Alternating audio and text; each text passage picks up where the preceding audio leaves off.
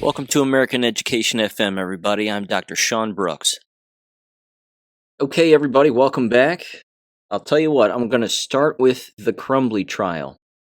I want to get into that and some of the details regarding Day 4, which is currently going on, but they're during their lunch break as I'm recording this. So, a number of updates there. I have one education story, which is kind of jab-related also, and then a number of jab-related things, specifically some documentation to bring your way as well. Okay, first, the Crumbley Trial. This is getting interesting, and it's frankly getting a little bit better for the defense, and it's getting worse for the prosecution, in my humble opinion. Let's see. Okay, sorry, I'm looking at my notes here. Day 2, we already went over, and again, Day 3 was just the other day. That would have been Monday, was Day 3. At the beginning of Day 3, they talked first with the owner or part owner of a horse barn where Jennifer Crumbley owned 2 horses, and they took care of these 2 horses on this property. So there was that exchange. Again, what kind of exchanges did you have with Jennifer Crumbley and sort of a back and forth, texting, this, that, and the other? Again, not necessarily a witness that had any information to share. Again, there was no outside of the horses' conversations, I guess, regarding the 2 of them. They never got together and hung out with one another. There was none of that. It was more of just, again, a horse barn existing in a community where individuals would pay to have their horses there and taken care of, and so on and so on. So very little communication regarding her son or her family. The horse barn owner didn't, I don't think, ever met nor talked with Ethan Crumbley at any particular time. She did make mention that one time Jennifer Crumbley called her son weird. That was about it. And then she basically, again, left the stand and she was done. The second witness, however, this is where the thing really gets interesting, certainly within the actual school environment itself. The second witness was Sean Hopkins, who was the actual counselor at the time in the building. And Sean Hopkins testified that he is on leave from the Oxford School District until the end of the year. So again, is he going to get fired? I don't know. Is he on paid administrative leave right now? Possibly. They've been supporting him this whole time anyway and employing him this whole time. So again, as you've heard me say, and as I've written in the Substacks, this entire trial and the documentation and the people involved, I mean, I have to summarize the whole thing kind of quickly here before I get into Sean Hopkins more specifically in his testimony, but the entire landscape here is a complete indictment on the American K-12 school system. It's a total indictment on the entire thing, that the place is filled with incompetence, that it's filled with bad policy, that it's filled with inconsistency, it's filled with discretion. No one's following, again, any policy of any kind. They don't memorize the policy. They don't have it at hand quickly. And like I said earlier, they don't follow it. They just don't know what it is. Again, they pass the buck. They kick the can down the road. It's 1,000 things. So there's that. And that's worth remembering, I think, throughout this entire process. Certainly all of the time. Because again, all of these employees who are testifying, these individuals consistently blame COVID. They blame it constantly. Well, the pandemic this and the pandemic that, and the mask wearing this and the COVID that. I mean, these were the people enforcing a lie, which means you can't rely on these individuals to enforce the truth, let alone know what the truth is, let alone look for it. Again, these aren't thinking people. This is the problem here. It's a big problem. But with that aside for a second, now we had Sean Hopkins. Sean Hopkins gets up there, and again, he's effeminate, so he's probably gay. Either way, he was referencing restorative practices a couple of times, and he was stating again that we use restorative practices instead of discipline and XYZ. His testimony was disturbing and again highlighted his incompetence. He saw Ethan's homework, which was math homework, I might add, geometry, which he was not doing well in. He was failing. I mean, guilty as charged. I almost failed geometry myself. Either way, at the time, on this math homework again, he drew a picture of a gun, he drew a picture of a person, And then there were at least 3 phrases on it, and one of them was, "There's blood everywhere." Another one said something like, "I can't stop the voices," or something along those lines. And then there was another phrase which was, again, rather damning. When seeing this homework and knowing about these communications back and forth, that ultimately was when they decided to contact the parents. During his testimony, he was trying to blame the parents initially, just like he said or stated in the guidepost report, that the way that the parents addressed Ethan when they walked into the building and walked into his office to have this parent conference was a strange interaction. He basically said, well, they didn't hug him and they didn't even really look toward his, look his way and XYZ. That's not necessarily unusual. And again, if an individual is in trouble in school, as Ethan was in trouble, although, according to the school administrators and certainly the people handling him, he wasn't in trouble of anything, which is a big problem, which I'll get to later. But they were trying to, again, blame the parents and basically say that they must be neglectful parents because of their interaction with their son during that brief moment in time. Again, neglectful, possibly. Certainly, it seemed to be the case. But either way, again, with that aside, Jennifer Crumbley's not guilty of killing 4 people. And it's not manslaughter. She wasn't responsible for this. So, again, Sean Hopkins' testimony just proved that he is beyond incompetent. And that, again, it's a massive indictment on school counselors and the policies that they have to follow. Again, he didn't even know what the policies were. He stated that they wanted to send him home, but they couldn't. And then, unfortunately, this is where the defense lawyer, Shannon Smith, dropped the ball. She didn't spend any time asking Sean Hopkins about why they didn't search his backpack. Now, she asked later on, and she asked the next witness, which was the following day. But by then, it was a little too late, because she should have asked him. Again, a school counselor can have a reasonable suspicion to check a backpack at any time. Certainly, after looking at math homework and knowing all of the stories that had been told by Ethan's teachers to the counselor and Pamela Fine, who was the restorative practices director, and Nicholas Ejak, who was the dean of students, again, responsible for basically the same kinds of things that the counselor is, certainly from a mental and emotional health standpoint and a discipline standpoint. So, again, everybody's passing the buck and everybody's saying, well, it's this person's responsibility and it's that person's responsibility. But again, not a single employee looked at that math homework and that math worksheet and thought that this was suspicious and thought, we need to check this kid's backpack. We can't send this kid back to class. We have to keep him here. We have to separate him from his backpack. And this is what has to be done. And then again, meet with the parents or contact the parents and make it abundantly clear to them that he can't come back the following day. That he needs to be under their care or someone else's care, but not the school's. None of that happened. None of that happened. As the story goes, and as we know, the counselor sent him back to class. The kid ate lunch, and then that's when, after that, when he started to kill people and shoot up the place. Again, Sean Hopkins' testimony it was just over an hour long, if memory serves. It really was an absolute indictment on the profession of school counselors and how, again, their judgment can be remarkably terrible. But again, the defense lawyer didn't do a very good job, in my humble opinion, either, of asking all of the policy and procedure questions. How many backpacks have you checked over the years? Do you check backpacks? Is that your responsibility or someone else's? What goes into checking a backpack? You didn't seem to think that he was a threat to anybody else other than himself. So if he was a threat to himself, or engaging in what was testified to as suicidal ideation, and that basically what was written on the homework by Ethan Crumbley fit the definition of suicidal ideation, that he had the idea of either killing himself or what have you, that alone should have been enough to have him removed from the building. That alone should have been enough to search his person and his belongings. But none of that happened.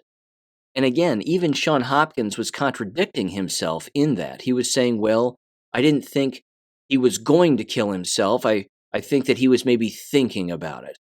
I mean, this is, I hate to laugh, but, this is the fine line that these people are selecting, so to speak. I mean, this is the hair splitting that they're doing, and it makes no sense. If a student at any point is doing something like everything that Ethan Crumbley was doing, sleeping in class, failing at least one class, not doing well. Again, he was a B, C, D student by and large. Again, grades falling over the course of the years, looking more and more demoralized from a visual standpoint, with or without the mask on. And again, drawing these things that he's drawing and talking the way that he's talking, which, by the way, as I stated earlier, restorative practices is designed to basically allow the student the opportunity to talk their way out of a situation. Yes, I understand what I did was wrong. I apologize. I won't do it again. Then the administration goes, great, problem solved. And then they send them right back to class, assuming that everything's been fixed. Meanwhile, the student is smiling behind their back or crossing their fingers behind their back because they know that they just talked their way out of a situation, because they can talk their way out of these situations. Again, the point is that everything that Crumbley was doing was indicative of a kid who was crying for help. I mean, he needed help. That was beyond immediate. And again, you would think that checking a backpack and not letting him return to class and monitoring him throughout the rest of the day, and then, of course, not letting him come back to school, would have been the thing to do if, in fact, the counselor, as he stated and testified to, that he could have been a threat to his own life. Then that's what you do. You don't ignore everything and pat him on the back and say, I'm here for you, Ethan, you'll be fine. If you ever want to talk XYZ, and then, you send him back to class. That's not how it gets handled. That's just not how it gets handled. So there was Sean Hopkins. And again, he was never asked about policy, and the whole backpack issue never came up with Sean Hopkins. Huge missed opportunity. However, then day 4 rolls around, the next day, and Nicholas E. Jack was the first person on the stand. Nicholas E. Jack was the dean of students. This guy was dumber than a bag of forks. And I mean that. I mean, Sean Hopkins isn't bright by any stretch, but Nicholas E. Jack is right there with him. He openly stated that he didn't have reasonable suspicion to search his backpack. And this again was where the defense actually did a better job this time around, because the backpack got brought up and was asked about, Nicholas E. Jack was asked about the backpack routinely. And again, he didn't have a good answer and was contradicting himself, just like Sean Hopkins was. He was basically saying, well, Sean Hopkins' responsibility is to do this and do that, and I didn't have all the information, and I was brought into this a little bit late, but even so, I saw these emails, and we communicated this back and forth, and Ethan Crumbley wasn't on my radar, and blah, blah, blah. Well, one of the big hang-ups was when, at the very beginning, he's describing his background.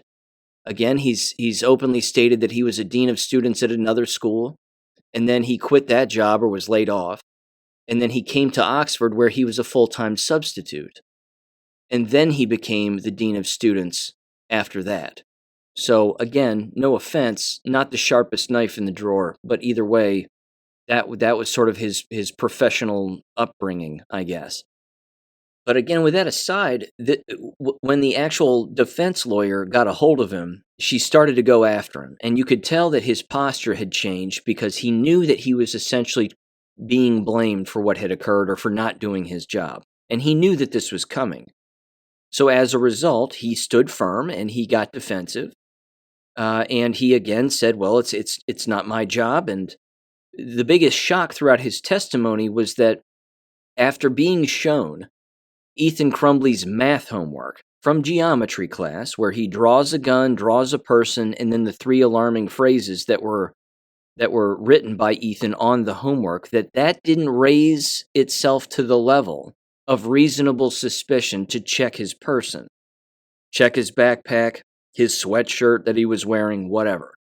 They didn't pat him down. They didn't do any of that. In fact, I don't believe there was even a conversation about it. Now, the defense lawyer didn't ask that. They didn't say, "Did you all talk about checking him at all? Or did you just assume that we shouldn't because you weren't alarmed?" And again, I believe that they simply stated, even though they weren't asked that, they just stated, "Well, we didn't think about it because it didn't raise itself to that level of suspicion." You've got to be kidding me. You've got to be kidding. The kid is watching a video of people shooting one another on his cell phone, and they openly stated again that that's not unusual. Nicholas Ejak was like, "Yeah, that's not unusual. Students have cell phones and they can pretty much watch whatever they're watching, and that's not unusual." Well, should they be doing that? That's the question. Does that break classroom policy? And he was like, "Well, it's not a discipline issue. That's a classroom management issue, on the part of the teacher." And again, even with that aside, the homework alone would have been enough to search his person, but they didn't. That's the biggest issue here. And again, like I said earlier, everybody was just passing the buck. Everybody was going, "Well, it's this person's responsibility, and we all have to agree on something if we're going to do something," and blah, blah, blah. And again, it was clearly evident that he had been coached, that he thought that the interaction that the Crumbley parents had with their son upon entry into their parent conference was unusual to him. Well, the defense lawyer objected and was like, "It doesn't matter what he thinks. I mean, he's providing his opinion on a personal interaction." But again, unfortunately, he wasn't even asked about previous instances where he had checked a backpack or had parent conferences or XYZ. I mean, none of that got brought up. Again, when the defense was done and the prosecution was done with Ejak, the defense came back at him with one more question and said, "At any point in the parent conference, did you ask the parents if they owned a gun?" And he looked back at the defense and he said, "No, we didn't ask that question." And she said, "None of you asked that question. None of you asked the question whether or not the Crumbley parents or Jennifer Crumbley owned a gun." Even though he had just drawn a gun and had talked about in this particular math worksheet about the voices won't stop, there's blood everywhere, and like I said, another phrase. None of that was reasonably suspicious to you to even ask that question as to whether or not he owned a gun or was familiar with guns or whether the family owned guns.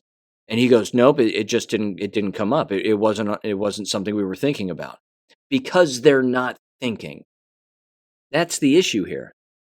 That's the thread that runs through this whole thing. They aren't thinking. They're all thinking that they can minimize any situation, that as administrators they can talk their way in or out of any situation, and then of course, they just believe the student no matter what. "Well, Ethan was interested in video games," they said. "That's why he drew the gun." Oh, well, if Ethan said so, then it must be true. We should just believe all students, all of the time. What's the problem? It was beyond ridiculous. Again, his testimony was embarrassing because he was contradicting himself also on this point, which I mentioned earlier, that he himself, Nicholas Ejak, as the dean of students, stated that he was also responsible not just for discipline, but he was responsible for the mental and emotional health and social emotional learning, so to speak, of students. But he also said that every single thing that had ever been brought up about Ethan, including the homework, didn't reach the level of discipline. That him, again, drawing things on his homework and watching the video and sleeping in class and failing, that wasn't a discipline issue as far as he was concerned. Do you see the twisted mentality of what schools have become in America when that's the case? Again, back in the day, if you slept in class when I went to school, you would usually be disciplined. If it was the first time you fell asleep, probably not. Somebody might say something to you, maybe they wouldn't. But if it happened 2, 3, 4 times, then yes, somebody would say something and there would be an intervention of some kind. Certainly a parent conference. Again, in particular, if there were failing grades and, somebody was watching something that seemed rather suspicious, and then again, drawing and writing very suspicious things on homework where it's not even relevant to write it on the homework. All of these are massive red flags that the Crumbley parents were never told about until the day of the shooting. But the school administrators and school teachers knew. And again, getting back to Sean Hopkins, the counselor, real quick, he testified that the first time that he had heard about Ethan Crumbley was in the fall of 2021. That's not true. He first heard about Ethan Crumbley in the spring semester the previous school year of that same calendar year, but just earlier, either in May or April, when again, a particular teacher had a concern about him, sleeping in class, failing, seeming sad and depressed. These are all red flags. So again, Sean Hopkins was being misleading or lying or not remembering, whatever phrase you want to use. But again, Nicholas Ejak on day 4 was embarrassing. This was a guy who had the responsibility to flat out pull his head out of his ass and start paying attention to what this kid was doing. The homework, again, for him to actually say that the homework alone didn't reach the level of reasonable suspicion was astounding to me. Absolutely astounding. But again, the defense lawyer did come back at the end and say, so you didn't even ask if they owned a gun? And he was like, nope, we didn't. Yeah. He's a dummy. He's just a dummy. I will say this too. The same day that Sean Hopkins testified, the very last thing they did on day 3 was they showed the surveillance footage inside of the interrogation room of the Crumbley parents when they brought them to the police station after they had arrested Ethan. So Ethan is in the room next to them, and he's handcuffed to a pole that's basically screwed into the wall as he's sitting in a chair. The parents aren't in that room with their son at that moment. They come in later, but they enter the interrogation room with these 2 detectives or sergeants or what have you. And one of the sergeants was testifying in the trial, which is where this video footage came up. And it was evident that both Crumbley parents were upset. They were clearly disappointed. They were shocked. They were in shock. The father looked distraught. The mother was distraught too. She was describing again the math homework and the conference that they had just had with the counselor in the school that day, earlier that morning. And again, everybody in the room seemed shocked. And she's searching through her phone. She's looking for more communication to try to tell the particular police officers. She raised the question about a lawyer, if memory serves. Do we need a lawyer? And then again, her husband was like, I think we need a lawyer. They didn't divulge too much more information after that. They were cooperative and they were upset. Then the police officers looked at him and said, do you want to go see your son and say something to your son before we process him in XYZ? And they were like, yeah. And they stood up, again, looking disappointed, dejected, and sad. And they walked in and they sat down and they just stared at him. And he was kind of staring at the ground, not looking at his parents. And they just kind of stared at him like, what the hell did you just do? And then again, they got up and they started to walk out, and the mom turned around and she looked at him and said, why did you do this? Why would you do this? And again, at that moment is when Ethan looked at both of them and was still looking at the ground, really, but he just repeatedly started saying, I love you, I love you, I love you, I love you. He just kept saying it over and over and over again. And then they moved back into the next room and you could still hear him saying it repeatedly. And then the father started crying. And again, as parents, they were both in shock. I have to reiterate this, ladies and gentlemen, because it's important. This case is a can of worms for so many reasons. And one of them, as you've heard me say before, proves, just this case existing, it proves that the other quote-unquote school shootings were fake, that the Iowa thing was fake, that the Nashville, Uvalde, Sandy Hook, that they're fake. Because in a real one, this is what would happen. This is what we would see. This is what we would hear. There would be lawsuits. There would be trials. There would be all kinds of things taking place. Policies and procedures being not followed. People being investigated. People losing their jobs. That's what would happen. But again, that didn't happen in those fake shootings, but it's happening here. Which should prove to people, again, this happened, and the other ones did not. So people have to wrap their arms around this and understand that the clues of fake school shootings are everywhere now. They're everywhere. This is an absolute case study on what happens during a real school shooting. Again, potential criminal action, certainly, and criminal charges, civil lawsuits, investigations, lawyers going back and forth, you name it. This is what happens in a real one. So that was the end of day 3 with Sean Hopkins with that video. And then, like I said, day 4 is actually still going on as I'm recording this right now. But Nicholas Ejak was the first to testify. And then they brought in Jennifer Crumbley's employer. Jennifer Crumbley worked as a advertising property agent, so to speak, within a real estate agency.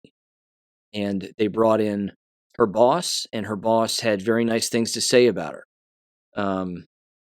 She hardly brought up her family, did occasionally, was a good employee, did the right things, so on and so on.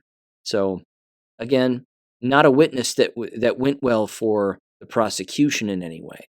But that's it. That's where it stands now. That's my update on all of it. Again, I think it still favors the defense without a doubt. Again, being an absent parent's not a crime. It's unfortunate. And she admitted, I think, to the boss, or I think it was the boss on at least one occasion, that she felt like she had failed her son. And this was before the shooting, but she openly admitted again before the shooting that she was going to get him help. That they thought that he needed help and needed to talk to somebody, and a number of other things. Unfortunately, it was too late at that point, because the shooting started to take place shortly thereafter, certainly in the days following. And there you go. That's where it stands now. My hope is that they put on the stand Pamela Fine, who was the restorative practices director. I hope that the jury gets a good taste of what restorative practices is via that testimony. And that hopefully Pamela Fine is grilled as to, again, why they didn't search the bag. Have you ever searched a bag before? What does that entail? What's reasonable suspicion to you? Why did you all not believe that he was a threat to other people or even himself? And if he was a threat to himself, why did you send him back to class? Why didn't you intervene in other ways? What exactly do you do here? What exactly is your job? Again, they're not the sharpest knives in the drawer, and they've got the entire school apparatus in our country in the spotlight right now. Like I said earlier, and I'm going to keep saying it, this case is a massive indictment of the entire quote-unquote profession. It really shows people it's an unmanageable situation, without a doubt, because the people in the building can't manage what's going on inside the building. They just can't, and there's no accountability. There's none. So Pamela Fine should be next. Hopefully they get to the school principal, same thing. There's lots of other people to ask questions of. Certainly, I would bring in the school teachers. I would again subpoena the school teachers and bring them in. Were you concerned about Ethan? And then I would ask them again if I was there and I was the defense lawyer. I would ask them about their perceptions of the school counselor. I would ask them their perceptions of the administration. I would ask them about their perceptions of restorative practices, the school policy, the discipline. What do they think about all of it? And then, of course, I would ask the school teachers, why didn't you contact the parents beforehand and have a conversation with them beforehand? Why didn't you do that? Isn't that also part of your responsibility as a school teacher? And the answer is yes. And if they say no, they're lying. They too, again, are passing the buck. They would probably say, no, it's the counselor's job, or no, it's the dean of students, and it's their responsibility, or we have to get a hold of the counselor first, and then the counselor's the one who makes the call. No, no, no, no. That's not the way it works. A school teacher can talk with a parent and make a parent conference anytime they want. In fact, it happened like this when I taught school all of the time. We would receive an email as as the teachers of a particular student. We would receive an email from the teacher who had the main concern about the student who wanted to have a parent conference. And then sometimes, in most situations, that particular school teacher would say, I'm going to have this parent conference with these parents for this particular student, but if you all want to sit in, you're more than welcome to. And of course, we all would. Very rarely was there a parent conference that would take place where a staff member, again, a student's teacher was not there. We would almost always go at the exact same time. Now, there are also plenty of situations where that's not the case. There are endless situations where individuals would say, well, they're not having a problem in my class, so I'll give you a grade printout or something along those lines and throw them a couple of compliments because they're doing a good job. And then you would pass that off to the parents so that the parents would, at the very least, get it. But again, I would always go to parent conferences. I never dipped out of one. But there are some certain situations that are specific to a school teacher in a particular classroom regarding a student, at which point, if it doesn't have anything to do with the other school teachers, then the other teachers wouldn't attend. That was rare, but it would happen. So either way, if actual school teachers in this situation were on the stand, which I pray to God they will be, they have to be asked those questions. They have to.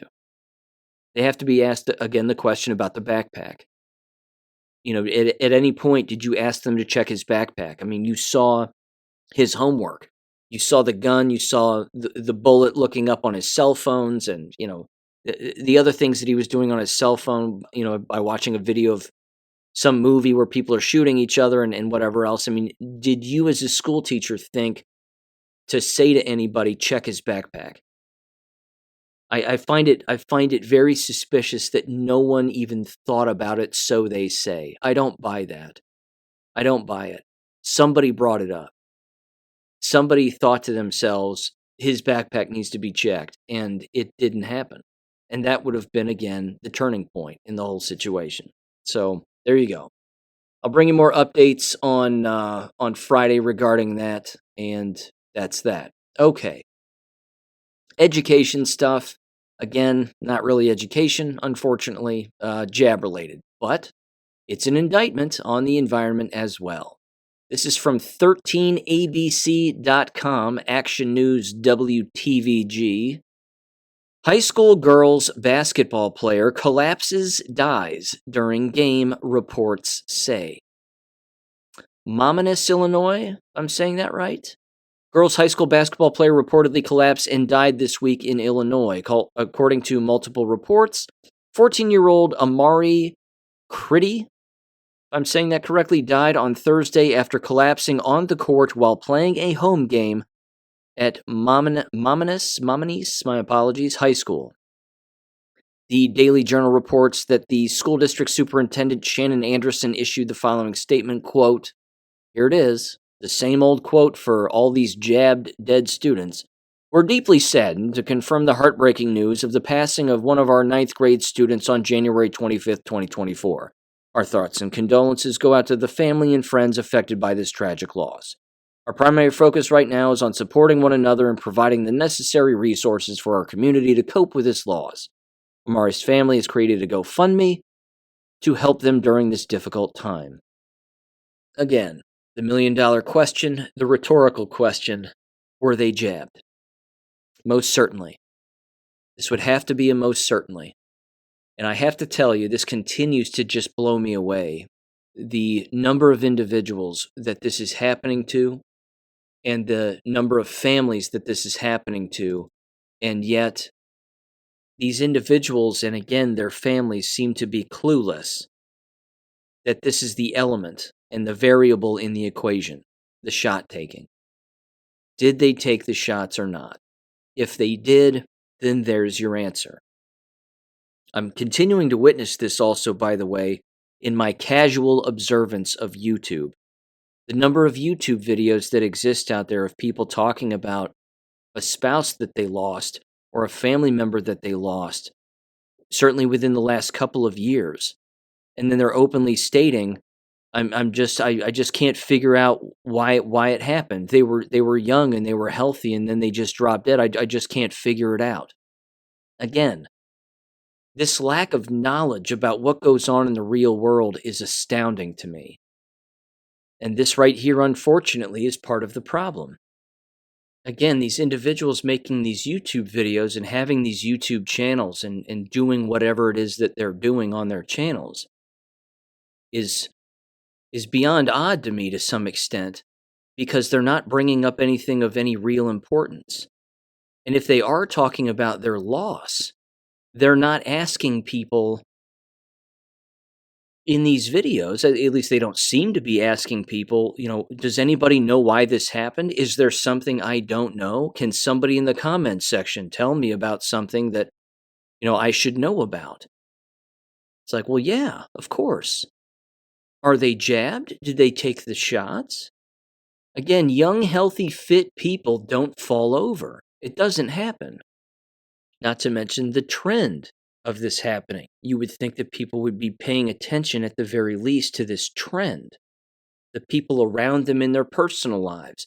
The things in the news. Oh, look, another kid fell over. Geez, that seems strange. My family member just fell over the other day. I wonder if there's a connection. I mean, there's no, I don't want to say there's no thinking going on. There certainly is among many, but some of these individuals, they just aren't piecing it together. I get sick every year now, and I never used to. Strange. What's changed? What have you done over the last 3 years that you've never done in the previous 3? But again, it blows me away. This lack of just mental connections at such a very basic level is astounding. No wonder our country's falling apart and is apart. I mean, this is a huge problem. It's psychosis. It's brainwashing. It's psychological torture. One operation after another. This is the result. There was this post on greatawakening.win I wanted to read. Again, it's heartbreaking, but this is indicative of kind of the entire landscape here. It was titled, "It's Happening. My Family is Falling Apart." They said the following, quote, "My brother, who proudly displayed his vaccine card on Facebook for all to see, had a lumpectomy for a cancerous mass this past December. He was airlifted a couple days ago after having a grand mal seizure and a stroke. Today he's in a coma. His future is uncertain. He's 59 years old. His wife, age 57, started having mini strokes immediately following her jabs. Her doctors, of course, are baffled, and she can't work much anymore. My brother hasn't spoken to me since all of this fuckery began because I was so vocal and opinionated, quote unquote, about not being sheep willingly accepting their own slaughter. I'm currently taking care of my ailing parents, both jabbed, despite of my begging and pleading, and so I absolutely cannot leave the state to go see my brother.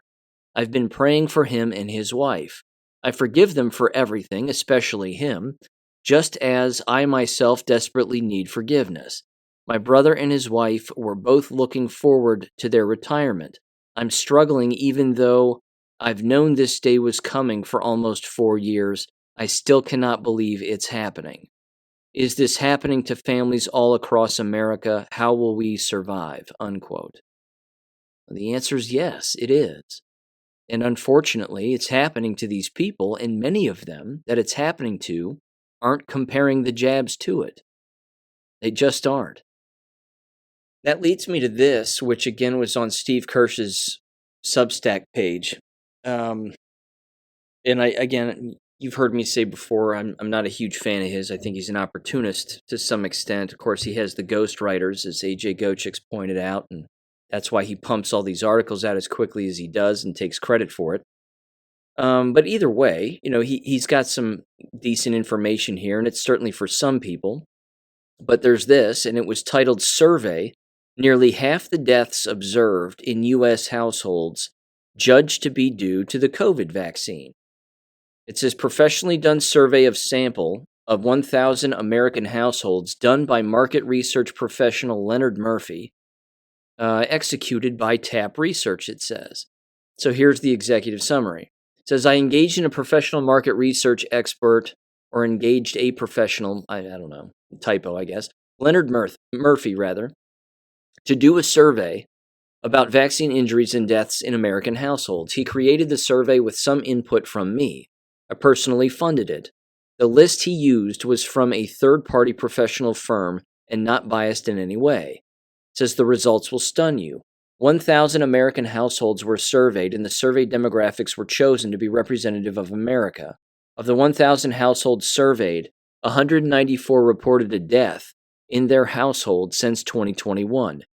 It says here's the punchline. Nearly half the respondents thought the death was due to the COVID vaccine. So it says here 102 of them out of 194 said no, that they didn't think it was the COVID-19 vaccine, and 92 of them said yes, they did think it was the COVID vaccine. Again, I think this continues to prove the point I just made, which is that this mental divide of people being able to determine what caused it and what didn't, or them coming to grips with what caused it as opposed to what they think caused it, is clearly present. This divide is beyond evident. And unfortunately, in the rest of the article, this is where Kirsch, again, sort of exposes the fact that he's in this for the money. As he says, that wasn't the most astounding part of the entire survey, but if you want to find out what that is, you need to subscribe and you need to pay. Well, I'm not doing that, because that's low. Just tell people what it is without charging people. Either way, there is this. Moving on here slightly. Sage Journals published this particular article recently, kind of hot off the presses, January 27th anyway. Jessica Rose was one of the authors, along with a Nicholas Hulsher, if I'm saying that right, and Peter McCullough. The abstract of this, again, is problematic. I understand the approach they're taking, but again, COVID doesn't exist. There's no such thing. And publishing these articles is perpetuating a lie, which is a huge problem. So the abstract to this, I should say first, the title, is Determinants of COVID-19 Vaccine-Induced Myocarditis. That's undeniable. But here's the abstract, and it says the following, quote, following the rollout of the Pfizer-Moderna-Janssen coronavirus disease 2019 COVID-19 injections in the United States, millions of individuals have reported adverse events using the Vaccine Adverse Events Reporting System, or VAERS. The objective of this analysis is to describe the myocarditis data in VAERS and the COVID-19 vaccines as potential determinants of myocarditis. Again, as I stated earlier, we know COVID isn't real. It's never been isolated. Viruses don't exist. It's a series of symptoms as a result of poisoning from the 2019 flu shot, along with, I'm sure, 5G and other elements, all sort of mixed together or turned on at different times. But continuously using COVID-19 as being a real thing, this is part of the issue here. Either way, for the purpose of this study, it continued, and under the methods, it says, we used VAERS data to examine the frequency of reporting myocarditis since the beginning of the mass vaccination campaign and compared this with historical values in VAERS and COVID-19 vaccine administration data from the Our World in Data database. We examined myocarditis reports in VAERS in the context of sex, age, and dose. Statistical analysis was done using the student's t-test to determine statistically significant differences between ages among myocarditis adverse events, and the chi-square test to determine relationships between categorical variables, with statistical significance. The results. We found the number of myocarditis reports in VAERS after COVID-19 vaccination in 2021 was 223 times higher than the average of all vaccines combined for the past 30 years. This represented a 2,500% increase in the absolute number of reports in the first year of the campaign when comparing historical values prior to 2021.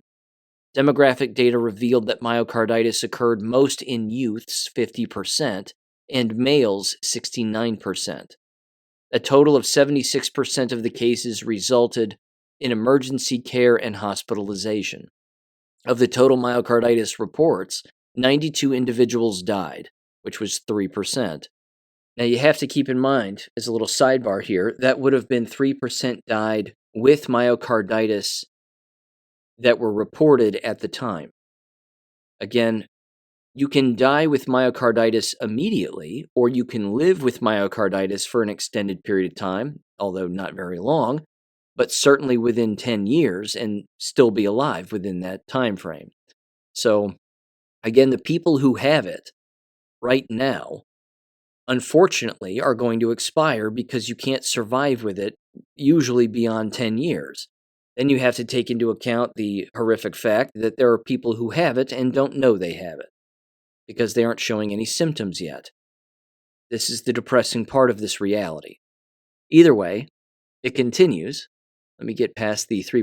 Myocarditis, it says, was most likely after dose 2.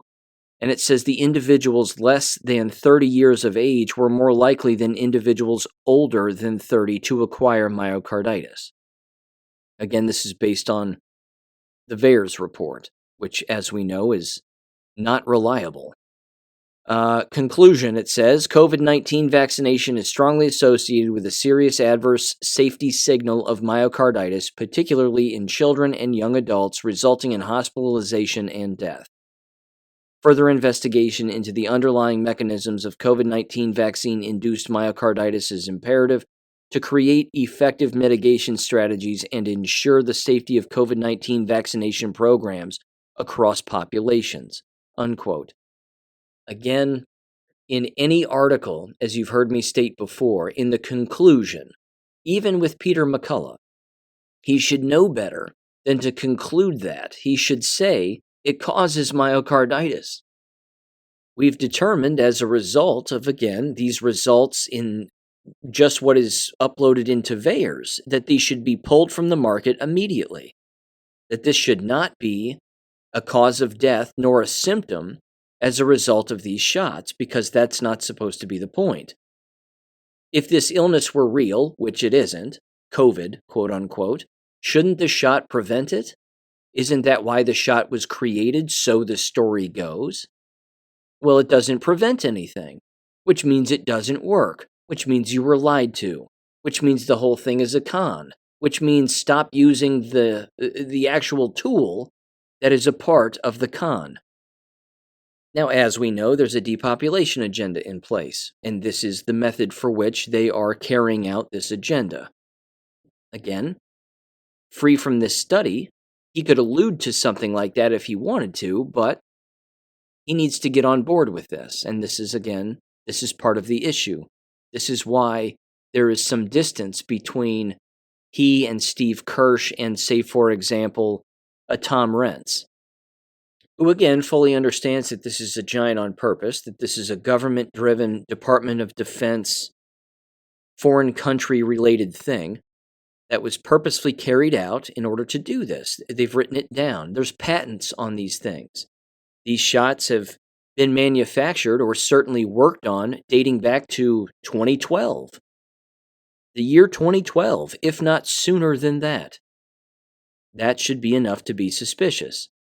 Again, Peter McCullough would do well, in my humble opinion, to get on the right side of this. But as we know, the reason he's not is because he doesn't want to lose his medical license. He still wants the ability to practice. He still wants the ability to publish these papers, even though, again, Jennifer Rose, who was one of the co-authors, is a researcher in this area. She's not a medical doctor. She has a PhD, which is great, and she's competent. But the problem is that, again, there are no viruses. There is no COVID. which means whatever shot is being introduced for a thing that doesn't exist is fraudulent. And then you have to look into, again, you have to ask the why. Why is this taking place? So I want to point back to the document that I brought up in the last episode from Health and Human Services that was signed off by Javier Becerra, if I'm saying his last name correctly. This document is alarming, in my humble opinion. They're lumping again Marburg and Ebola into their COVID protocols and their COVID response. They're just adding to it. I mean, what next? The common cold, so to speak, which, as we know, again, is a natural symptom of our body getting rid of toxic cells. It's not a thing floating around in the air that we chomp on like Pac-Man, and then all of a sudden we change color and feel ill and whatever else. It's a natural occurrence, just like leaves falling off of trees, and just like leaves growing on trees in the springtime. It's a natural state of the human body if the human body is run down too much. And again, there are endless reasons why that's the case. You have a compromised immune system, broken DNA, you don't take care of yourself, you have a high sugar diet, you're not hydrating, you're not exercising. I mean, there's 1,000 reasons. But even so, the Health and Human Services document proves that there's government intervention here, and that this government intervention is purposeful, and that going forward, they can take any illness, quote unquote, real or imagined, and they can lump it all in now into this particular amendment that they've made and this particular documentation that they have, this declaration as they call it, as if to say, we're going to tell everybody in America to do it this way. If we say standing on the magical sticker on the floor is the be-all, end-all response to not only having COVID now, but Ebola and Marburg, and that these things, if we say they actually exist, even though they may not, but if we say that they do as government, you have to do what we tell you to do. And by we doing what we tell you to do, I mean companies, doctors' offices, hospitals, the manufacturing industry. I mean, it doesn't matter the line of work. Schools, universities, among others, I'm sure. All of them. They all then would have to do this thing again, no matter what. And the defense for those organizations being told to do this, unfortunately, would be, if they follow orders from government again, they would say, well, Health and Human Services is telling us to do this, and they're the federal government, and, well, we have to do it because HHS says so in this memo. I'm telling you, it's amazing. It's just amazing that people would go along with this again, and I think that they're teeing this up again. I think the document proves it. Why would they write and manufacture the document if they didn't have this on deck? I'm telling you, I almost wrote a Substack about that very document, and I still might. I can't emphasize it enough as being something I think that people are passing on. And for some reason, it's not being discussed at any great length. So, again, that document exists under the Government Documents tab on my website, and it's the most recent one at the bottom of that giant numbered list. You can check it out yourself. Again, it seems alarming to me, but that's my 2 cents on it. So, again, they wouldn't make these amendments to these documents regarding this subject if they weren't going to pull this card again. It's only a matter of time. Whether it be this year or next, they're going to pull it. If they, again, don't steal the election like they did in 2020 and they actually let Trump get back in, would they pull this again to say, oh, look, it just so happened to happen on Trump's watch? Well, he's to blame.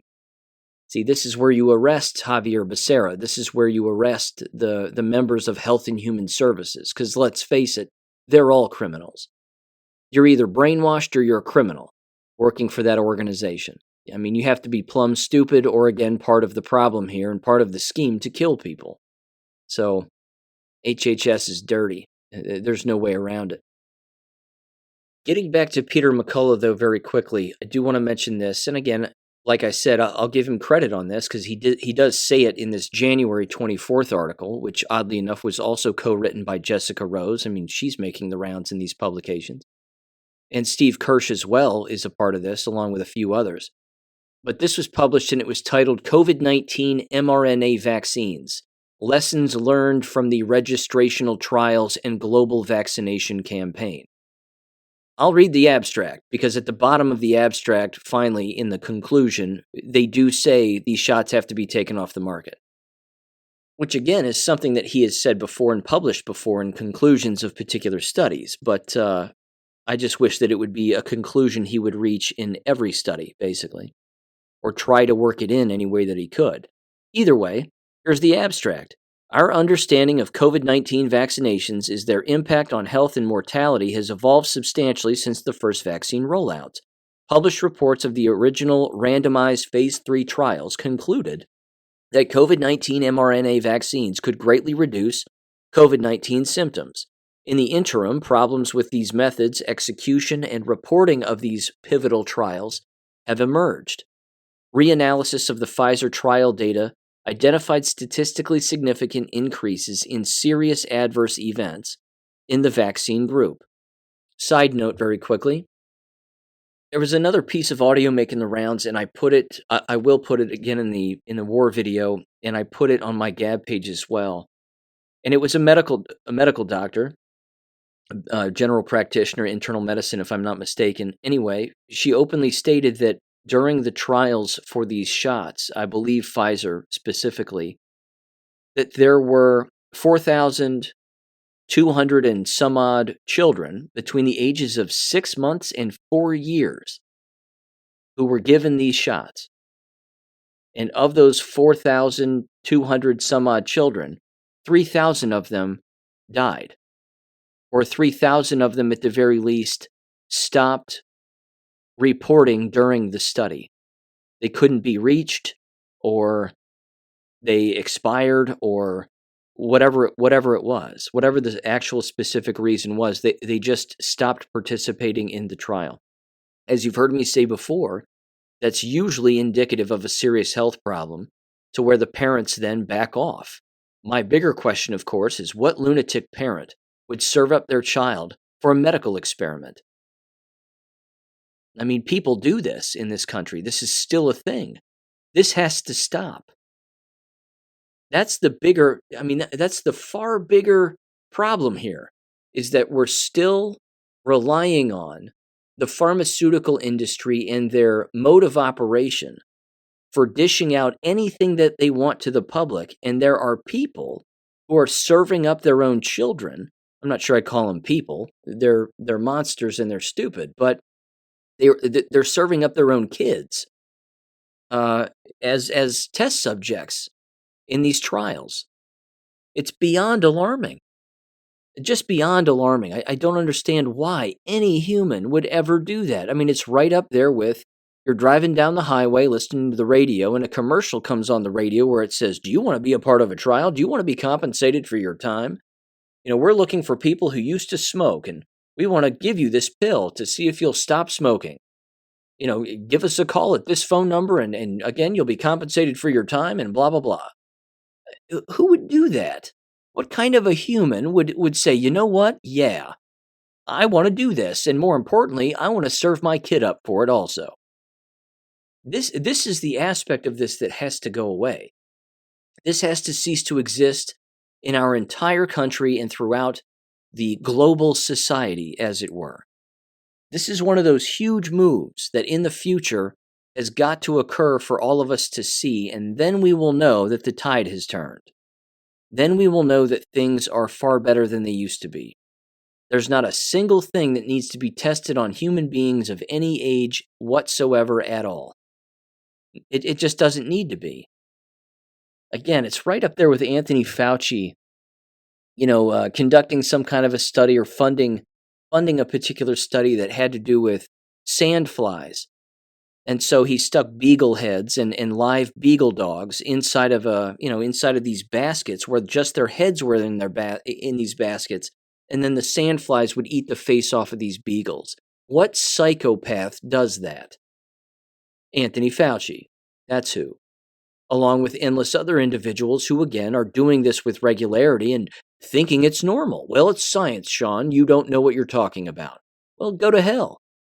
I do know what I'm talking about.